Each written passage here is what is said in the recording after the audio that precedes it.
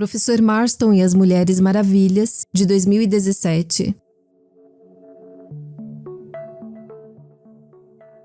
Escrito e dirigido pela americana Angela Robinson, este filme traz uma visão panorâmica sobre a vida do criador de Mulher Maravilha, professor William Moulton Marston. A trama tem uma estrutura temporal quebrada em dois períodos que se interpõem ao longo da história. Tem início em 1945, com William Marston, vivido por Luke Evans, sendo pressionado por Joseph Frank para retirar elementos de cunho sexual das histórias de Mulher Maravilha. Ou estará em apuros, pois os editores dos quadrinhos estão sendo perseguidos por conservadores do Senado americano. But not everybody is as enthusiastic about the new comic book craze. What do you want me to say? We've been banned. What do you mean we've been banned? I don't know. Put on a list. Banned. Well, by who? By the National League of Fucking Decency. That's who. They're fascists. No, they're Catholics. Yeah, same difference. Here's 60%. We got to cut the kink. Doc, there's like twice as much bondage stuff in here. 3 times. And tripled it.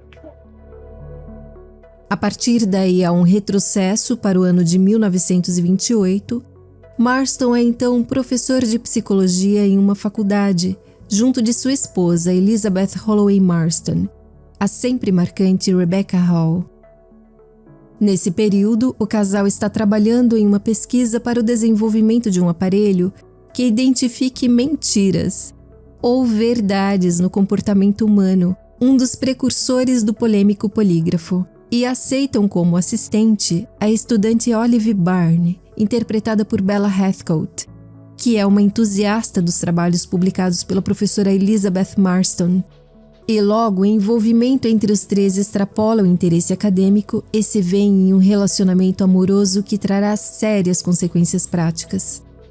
Mas que também contribuirá para a pesquisa do professor Marston, que envolve sexualidade e personalidade com elementos de submissão e dominação. Em paralelo à discussão sobre sexualidade ou como parte dela, está a exposição da situação de Elizabeth para ilustrar a realidade feminina da época. Ela não consegue concluir seu doutorado pela Universidade de Harvard como fez seu marido William, simplesmente por ser mulher. Bem, o relacionamento do trio suscita uma série de rumores pelo campus, o que resulta na demissão dos dois professores. Elizabeth vai então trabalhar como secretária, pois não consegue um trabalho à altura de sua formação. Olive se manteve nos trabalhos domésticos e não fica clara a ocupação de William durante esse período. Na vida real, o professor Marston teve uma carreira acadêmica instável, e a cada passo que dava era um degrau que descia. Na Universidade Americana foi professor titular de psicologia, de onde foi demitido após uma acusação de fraude, que foi retirada posteriormente. Na Universidade Tufts, retratada no filme como Harvard Radcliffe, era um professor adjunto. Consta que foi demitido por condutas impróprias em 1928, provavelmente como mostrado no filme. Depois teve uma passagem por 1 ano pela Universidade de Colômbia como palestrante. E aí se viu na lista dos não desejáveis, quando colegas de trabalho souberam de sua estrutura familiar um tanto exótica. E a partir daí não retornou mais ao meio acadêmico universitário. Grande parte dos elementos que levaram o protagonista à criação de Mulher Maravilha, de um modo ou de outro, estão na produção de Angela Robinson. Porém, em seu roteiro, ela adotou um caminho mais fácil, reducionista, e ainda modificou datas de acontecimentos reais, criou eventos que não têm função nenhuma, a não ser a de aumentar a dramaticidade envolvida no estilo de vida dos personagens centrais. A diretora quis trazer quase todos os vértices da vida de Marston, que é muito complexa e rica, e acabou caindo algumas vezes em um didatismo irritante, por exemplo, para ilustrar os conceitos da teoria DISC na vida cotidiana. Não faltou nem desenhar. O filme orbita a ideia de que a personagem Mulher Maravilha é uma junção de Elizabeth e Olive. Mostra como vários elementos presentes nos quadrinhos surgiram da vida cotidiana da família ou de atividades de Marston durante a Primeira Guerra, o que é bem legal, faz com que a personagem ganhe contornos realistas, bem diferente de outros super-heróis. Uma cena curiosa é a da primeira noite de amor entre os três. Eles estão em um palco de teatro da universidade e usam fantasias que fazem alusão às personas da grega Diana, Cheetah, sua arqui-inimiga, e ao Major Steve Trevor. Mas bem distante do que é mostrado no filme, Mulher Maravilha é uma construção a partir de várias influências que Marston recebeu de movimentos sufragistas e feministas e de obras literárias produzidas na década de 1910 por membros do grupo feminista Heterodoxy, que era frequentado por William e Elizabeth. Nessas obras são frequentes mulheres assemelhadas ou sendo de fato amazonas, às vezes com uma beleza sobre-humana, e que só autorizam que homens convivam com elas se houver igualdade, sexual inclusive. Em uma dessas obras, o romance Herland, de Charlotte P. Gilman, de 1915, mulheres habitam uma ilha em que não há homens, e suas filhas têm origem pela partenogênese. Isso faz lembrar alguma coisa? Ainda sobre influências para a criação de Mulher Maravilha, William teve um relacionamento iniciado à época da guerra com uma bibliotecária que era sufragista, Marjorie Huntley, e que se manteve por toda a vida de Marston. Havia até mesmo um quarto reservado para ela na casa da família. O amor livre sempre foi parte da vida de William, mas não há evidências de que Elizabeth e Olive se relacionassem entre elas ou com Marjorie. No meu entendimento, pelas descrições da personalidade de Marjorie Huntley, praticante de bondage, que é bastante presente nos quadrinhos de Mulher Maravilha, e de seu grau de envolvimento com a família Marston, ela deveria estar no filme também. Margaret Sanger e Ethel Barne, respectivamente tia e mãe de Olive, importantes figuras de movimentos feministas, são apenas citadas na obra. Mas Margaret Sanger tinha muita proximidade com a família e também está relacionada à criação da personagem, como descrevem alguns historiadores de quadrinhos. Dessa forma, dizer que a super-heroína é a personificação das características de apenas duas mulheres e enfatizando o tempo inteiro aspectos sexuais da relação, foi uma simplificação de toda a história dos três e da personagem heróica, o que empobreceu a imagem do autor e seu processo criativo. Ainda que a obra seja uma ficção sobre personagens reais, sendo possível criar e modificar situações e circunstâncias, é esquisito que Angela Robinson tenha tomado várias decisões no roteiro que não correspondem à realidade documentada. Cito algumas. No filme, Elizabeth diz que não aprovava a criação da personagem por achar que ninguém se interessaria por ela, por ser uma mulher. Só que na vida real, Elizabeth foi notadamente uma grande incentivadora de sua criação. Angela mudou o responsável por dar o nome oficial de Mulher Maravilha, que excluiu Suprema do título original. Olive nunca rompeu o relacionamento com os Marstons, como mostrado. Assim como a família Marston afirma que não houve queima de gibis enquanto William estava vivo. Então aquelas cenas que aparecem por 2 ocasiões são irreais. Também não houve nenhuma invasão de vizinhos à casa da família, flagrando-a em sua vida íntima. E no início do filme, o embate entre Marston e Joseph Frank também não é totalmente real. A empresa editora que produzia os quadrinhos estava tentando defender a imagem de seus comic books de ataques publicados principalmente no jornal Chicago Daily News, que atribuíam uma má influência a esse tipo de literatura sobre a vida infantil.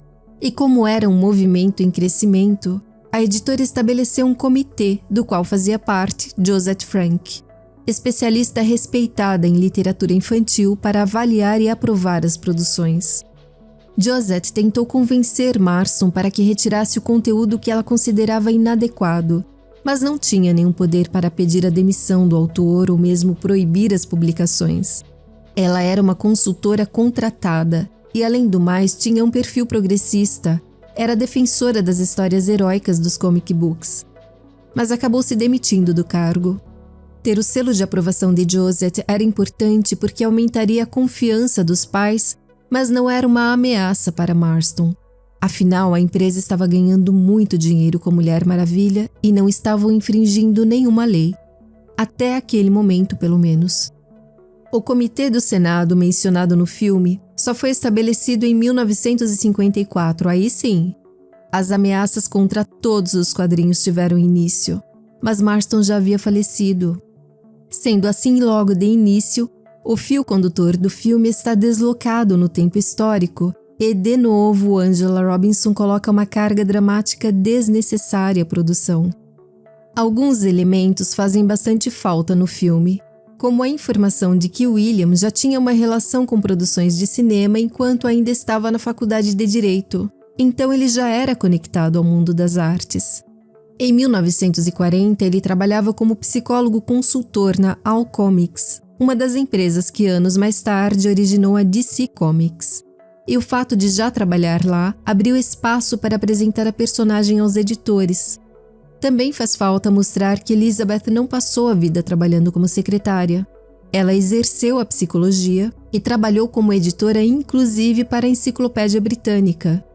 A diretora certamente deixou dessa forma para reforçar a ideia da identidade secreta de Mulher Maravilha. Wonder Woman. Wonder Woman. I like it. William Marston queria uma personagem que, em suas palavras, combatesse a ideia de que mulheres são inferiores aos homens e que inspirasse autoconfiança em meninas para que elas buscassem ocupações até então monopolizadas pelo mundo masculino, além de terem domínio sobre o próprio corpo. Porém, na vida real dos quadrinhos, quando Mulher Maravilha já era um sucesso, ela foi integrada à Sociedade da Justiça, anterior à Liga da Justiça, onde foi mantida como secretária quando não estava em ação. Em 1942, quando os demais heróis foram para a guerra para lutar contra o Eixo, Gardner Fox, que escrevia todas as histórias da Sociedade da Justiça, fez com que Diana ficasse nos Estados Unidos para cuidar do quê? Da correspondência, o que deixou William Marston furioso e frustrado. Não sei se foi por acaso ou por escolha racional de Marston, mas Harry G. Peter, que desenhou a Mulher Maravilha, havia sido um importante chargista no registro de movimentos feministas e sufragistas.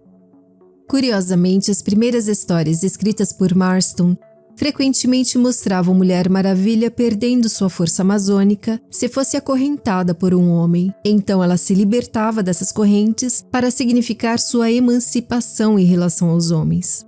As correntes, é claro, desempenharam um papel importante no movimento sufragista que Marston testemunhou em primeira mão. Mas é óbvio que sua visão não era intocada. Ele sempre atribuiu ares fetichistas ao feminismo e transferiu isso para sua personagem. Inclusive, a imagem das correntes pode ter esse duplo sentido. É uma pena que os holofotes da produção tenham sido direcionados para práticas sexuais entre William, Elizabeth e Olive. A visão de Angela Robinson é uma inspiração na vida dos Marstons, não uma adaptação, e contribuiu para a construção de um perfil profundamente fetichista de William Marston, de suas companheiras e do universo da icônica personagem. Eu acho inacreditável a cena do hospital em que William chega bastante doente à emergência, os enfermeiros prendem suas mãos à maca e então surgem cenas fantasiosas das duas em momentos de sedução, manipulando cordas, prendendo uma a outra, completamente fora do contexto. Ele está quase morrendo. Marston faleceu em 1947. Cerca de 1 ano antes contraiu pólio e foi perdendo a capacidade de andar. E infelizmente terminou seus dias acamado. Durante esse período é que foi diagnosticado com câncer, mas a família não contou para ele. E Olive e Elizabeth permaneceram vivendo juntas por mais 38 anos, até a morte de Olive. Infelizmente, da mesma maneira que Angela Robinson descreveu de forma caricatural a vida do criador de Mulher Maravilha, a trajetória da personagem também foi assintosamente modificada nos quadrinhos. Marston criou uma personagem saída diretamente da utopia do feminismo.